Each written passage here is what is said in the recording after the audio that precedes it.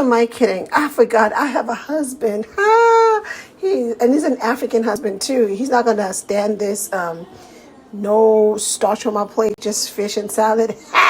So I gotta make some jollof rice.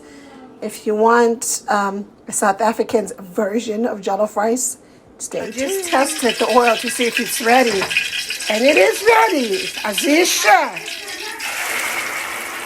So you pour that mixture in there. And we'll put our seasoning in there. Look carefully what the seasonings are going to be, okay? So for the jollof rice, what I do is I put onion, well, 1 medium onion, tomatoes, some bell peppers, a little bit of some jalapeno, and I'm going to blend this into a paste, okay? Then watch this. Now you are going to add the rinsed and cleaned 2 cups of jasmine rice.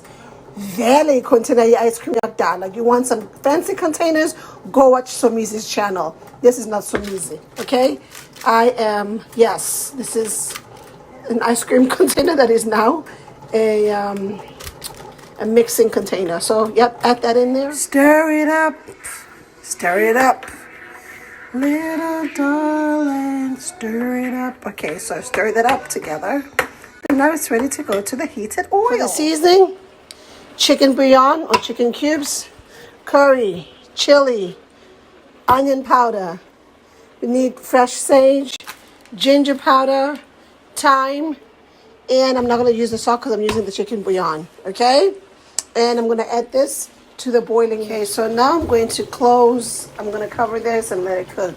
You pega manger le rice is soft, okay?